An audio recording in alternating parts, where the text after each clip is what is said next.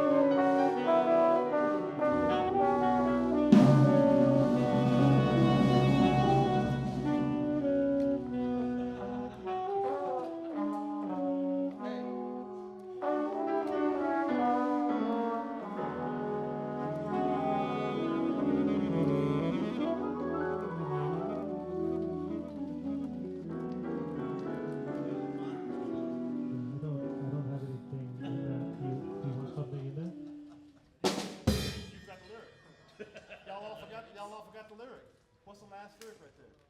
Huh? Yeah. Softly as it fades away. Softly as it fades away. I don't think there's anything in that bass That's line what I was that going for. you want to put Are in you it. talking to me?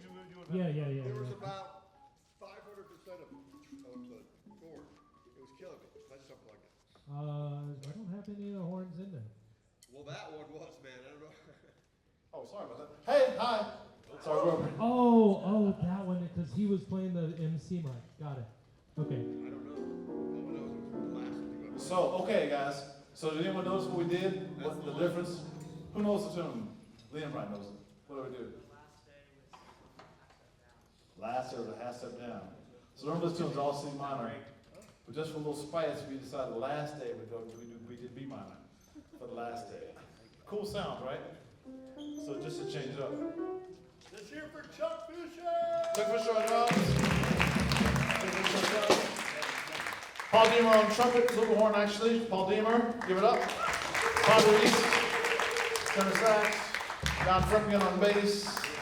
Greg Young on organ. Jay Tillman on piano. Yeah. Okay, and Mike Gordon Jonas on drums. Mike Gordon, right? I got it right? Mike Gordon Jonas on drums. So before we play our last tune for this, for workshops for the whole week, any questions or observations that you would like to share? Anything we can clarify for you, or anything that you? Yes, Liam. I have a question that we touched up a bit on with Professor Fremgen in combos that I'd like to pose to any of you guys. This year, I know I've kind of been struggling with when I'm playing. I'm always looking inward and trying to improve myself, which means often comparing myself to others. And I know while that has really given me a drive to practice a lot, it also kind of robs a bit of the joy, a lot of the joy of the music away. So I'm constantly, comparing myself to others, comparing myself to, the professionals or like the greats of music. And so how do you reconcile the drive to constantly improve with, still trying to find joy in what you do? Okay. Everybody understand this question? Comparison is the thief of joy, right? Okay. You're never going to get over that. That's an existential fact. You're always going to be in the tension of that. You just always will. And don't try to make it go away. Because you can't make it go away, don't try to make it go away. Rather, what I try to do when I remember to do it is enjoy the music making itself. Yes, I practice. And when I practice, I'm constantly thinking is this the right thing? And I would know it's the right thing because I'm comparing myself to all the people that I've ever heard play. Whether it's these guys on stage with me right now, or anybody else that I look up to and hold in, with esteem, right? So don't try to, you can't escape it. And the first step is to realize that you can't. After you go, oh, yeah, it's just an existential fact. You're gonna constantly be in this tension of how do I sound? How do they sound? Where's the distance between us? Is it, But you're never gonna, how are you gonna do that? Stop there and realize you can't escape it. Once you realize you can't escape it, then holding that tension lightly over here, focus on the music making over here. Do you know what I mean? Yeah. And because I've, had the pleasure of having you in my band program for 3 years, I think you're doing a good job of doing the music making too. So I just want you to hear that in front of a live studio audience, that you're doing a great job making music. But all of us struggle with this. This is what I have recently come to realize. It's an existential fact. You don't get rid of existential facts. That's by definition, they can't be gotten rid of. So just hold it lightly, realize it's there, focus on making music with your friends. That's my 2 cents. Can I Please, really quick? yeah, please, John. Because we talked about this, right? So there's, oh, it's wire, man, how convenient. I'm just saying, look out for me.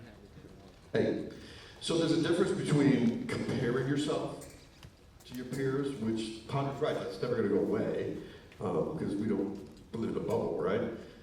Okay, but what we talked about was not caring what they think about your play, and that's the trap. Is if you're trying to play this music, and you're like, what does this guy think of my playing? You know, I gotta play something to impress that person because they appear to be practicing all the right things, or that they play more gigs than me. It's one thing to compare yourself to them and say, man, I wish I could figure out what he's doing or she's doing and get better at it. That's healthy, I think. But caring whether, especially people that play your instrument, that's sort of like the next level of the trap, right? Like, I don't care what bass players think of my bass playing. Why would I? No bass player's ever going to hire me. So I care more about what drummers and piano players and horn players and singers think of my bass playing, right? Like I tell my students, if I cared what other bass players thought of my playing, I'd be a drummer, okay?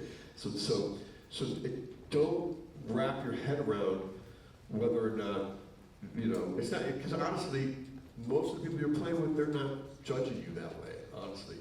But it's hard when you're playing, and I remember that being a young player, it's hard when you're playing not to think that way. Like, so what ends up happening is, instead of the joy of making music, like Ponder was saying, it's just doom and gloom. It's, oh, I just played that. He's not gonna like that. Oh, I just played that. I just played that B flat and a D minor. I know that guy over there hates that. Oh, don't. It can get very specific like that. It's such nonsense. And that's the stuff that's gonna jack up your playing, right? So yeah, compare yourself, pace yourself with your peers, but don't worry about what they think about you. Does that make sense? Yes, thank you. All right. I care about you, Greg. Those are all good points. I think it's important to, remember that you don't need anybody's permission to exist. For me, when I do that comparison game and try to impress people, it's like I'm asking for their permission to be, right? So part of my thinking is, and this is a Kenny Werner, I think, phrase, this amazing piano player who wrote a book called Effortless Mastery, and he talks a lot about this. But you were enough before you had your name. Yeah. Right, so that's important, okay? And the other thing that Herbie Hancock talks about is kind of this hierarchical thinking. And you'll see a lot of musicians now, in the past, have fallen into this pitfall, myself included, is when we define our entire self-worth on how we sound on this horn. And I think it helps to have a reframe to kind of think about yourself in terms of being a human first, then a musician, then a trombone player. And so I'm trying to be the best human that I can be, which is compassionate and understanding and a good listener. And remember, music's only a little bit of what I do. I'm obsessed with it, but I'm also a son, a brother. A lot of us are fathers, right, and friends. And I think that comes first, right, our connections with other people. So if I'm around people that are judging me and such, I used to kind of get pulled to try to impress them and seek validation from them and ask permission, basically seek permission from them to exist. But people like that, there's a human thing that when they behave like this, that I just don't want to be a part of as a human being. Like, that's not a human trait that I really want to be around. So it's actually good data for me to kind of create some space from people that do this, so that I can continue to flourish and be a good human. So at first I wanted to be near these people, and there's always holding the carrot up here and kind of move the goalpost every time too. They're not interested in really you getting there or it being constructive if they're judging like that. So it's a lost cause. So forget that. I'm going to focus on being a good human being, and I think that's helped me a lot in the face of all this stuff. So hopefully that's helpful. Yeah. Yes, Good. can I say one thing? Along with all of that, I think this is so important. This is so much knowledge and wisdom. And I have the same, I'm going to regurgitate the same thing, but just from a different direction. The same way no one is judging you, you can't judge yourself, you also can't judge others. Because in the context of being a critical listener, a lot of times we impute our own opinion about someone else's solo and compare that person to another musician. I do it all the time, and I've had it done to me. So I have to tell myself, no, I'm Jay Tillman. I'm gonna be Jay Tillman when I wake up in the morning, when I go to sleep at night. I'm gonna be myself. And then when I'm listening to somebody else, I can't say, oh, he didn't play that like Art Tatum, or he didn't play that like, or she didn't sing that like Samara Joy, or he didn't play that like Clark Terry. I can't start pointing the finger and being critical outward either, because we are taught as musicians to listen to everybody, and it's very easy to compare someone else to the artist or someone else. You know, one time this did not happen. You guys are so nice. One time 2 years ago, there was a young kid that was here, and a person was playing, and he goes, "Are you an idiot?" And I said, never say that again out of your mouth. Don't ever ask, is someone else an idiot? Because he didn't play it or he didn't understand it as fast as you would or something like that. So what you're hearing is you're receiving grace from other musicians, but also you must give grace to other musicians and say, you know what, it doesn't matter how I would have played it. That's him, and he's good. So that's how I live. I live like that. This isn't a competitive sport. This is a collaborative art form, Wow. right? Just figured I wanted to throw that in there. Love that. Love that. Thank you. Wow. It's a great question. Okay, great question. I want to throw something in there, I'll just say, sorry about that, but. It's not a competitive sport, Joe. Here you go, look, there, brother, just like yesterday, But I stay told. down there, though. I don't need this, you know. Oh, it's like that, huh? Yeah, well, no, okay. You'll never find as long as Okay, you okay. live. Just yesterday, I told Ponder and I told Don, I said, you know, I get intimidated. I've been playing saxophone for 59 years, and I don't know everything about the saxophone. I'm not a master. We never master our instruments. If you think you're mastering an instrument, you're crazy. Because I can't say. I told these guys, I was so intimidated when I walked up to that stage with all these great musicians, sax players, organists and stuff. But then, as soon as I started playing, it all went away. Yeah. And when I played, I don't know when I played, but apparently it was okay, right? And none of these guys came up to me and said, "Oh man, you're off. Your timing was off or whatever." But who cares? Have fun when you play. This jazz is fun. Don't be intimidated by anybody. Okay? That's really what we're talking about, right? Fun. Intimidation. Have fun. The operative word is play. Play. Yes. Anyway, I just want to let you know that after all these years, I still get intimidated. And I have, I turn on Instagram and there's all these young 19 and 25-year-old giants playing. And I'm thinking, How they playing again? What is it? and that's what it sounds, and that's what it sounds like, like where is the soul? Where is the melody? Where's the melody? Okay? And that stuff is intimidating. And you get like Leland Sklar, the bass player, and he's always saying like, these great little bass players are playing, but where is the groove, right? Remember that. We got to groove and not be intimidated by anybody. All right, thank you. Joe, woo! I guess I'm going to add one more quick thing, and what I would say to you, Liam, is that, because everyone's talked very eloquently and accurately and smartly about releasing, understanding that tension, and then ultimately releasing the negative side of it to embrace the fun. That said, too, I just want to make sure it's iterated. I don't think I said it really clearly, so I just want to make sure it's really said. The actual practice and work part of it is still actually very important. It doesn't have to be framed as a competitive thing or whatever, or something that's joyless. The work side of it, I think part of it is for those of us who've done this for a long time, we find a way to find joy in the process. Someone did say that, I think. I think Paul said that, or maybe Ponder. joy in the process. So there's a work, wherever you guys want to go with music or anything you can get into, whether it's sports or painting or law or math or whatever, if you can attune yourself to maximize the joy in the process as much as possible. It won't always be fun because it's work to go through scales and chords and learn tunes and learn solo and learn a phrase in 12 keys. And I mean, but yet there's a zen to that. There's joy in that, even if it's not fun per se. And you mentioned specifically about the joy being kind of taken away by some of this feeling of competition or feeling of comparison. And I would say, to some extent, there's some work that you can do for yourself to look at it differently. Look at there is a process that's actually really fun. Like I like going to the gym. We were talking about this the other day. I like the gym. I like the iron and all that. And I get joy in that process. It is painful. It is arduous and all that stuff, but I get a joy. So nurture that. All of you, nurture the joy in the process as best you can. And I have one more quick thing. The key is, for me, is my partners and my friends.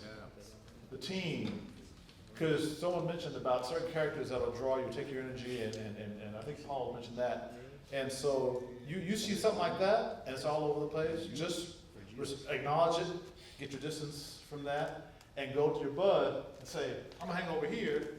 He's gonna kick my butt in a good way, and I'm gonna kick his butt in a good way. Because trust me, that the butt kicking side of it, like the real accountability and all that, you need all that. That's gotta be there. It absolutely must be there.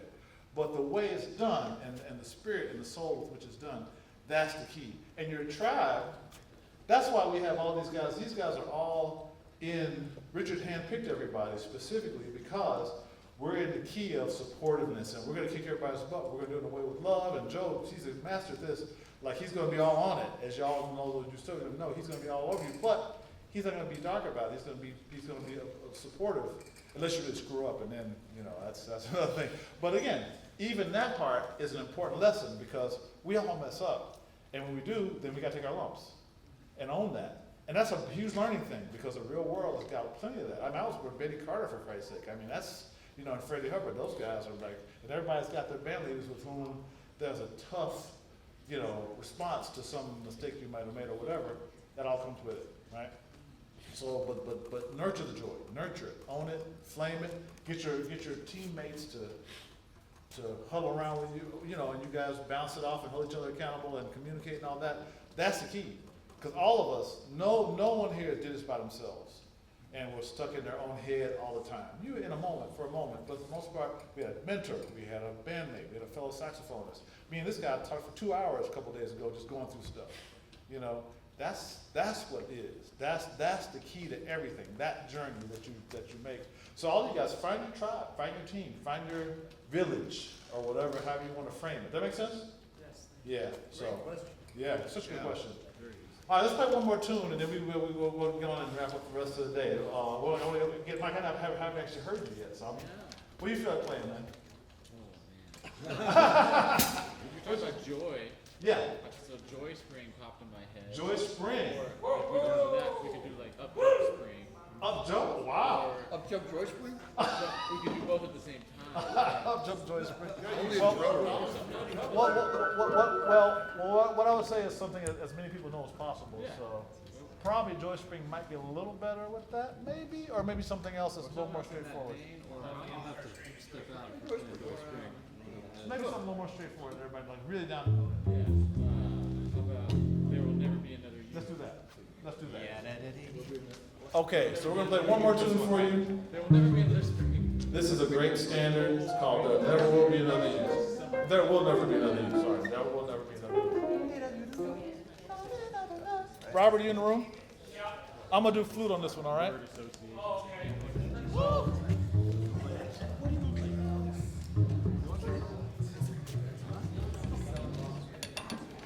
Should I use this mic for the flute, or should I use this one? Yeah, maybe just use that vocal mic. Okay, make sure it's not too loud in the monitor so I don't hurt anybody's ears or whatever. Yeah, I took it out. I don't want to cripple John. I couldn't hear you at all, but all I heard was like, okay. it's like here. Still hear Yeah, sorry about that. I didn't realize the MC mic was in there. cerebral cortex.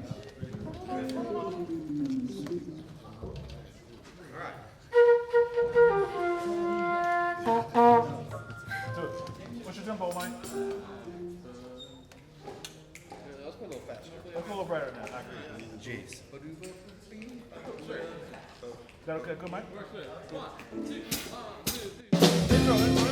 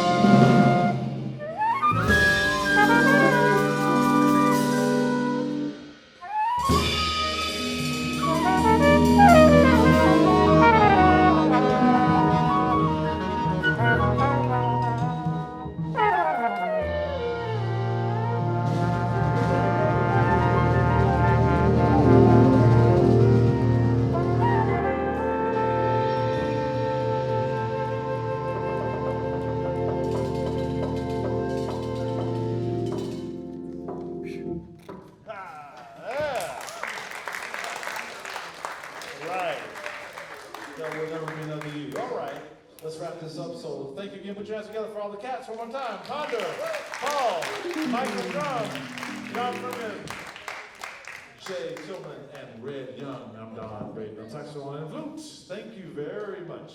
All right.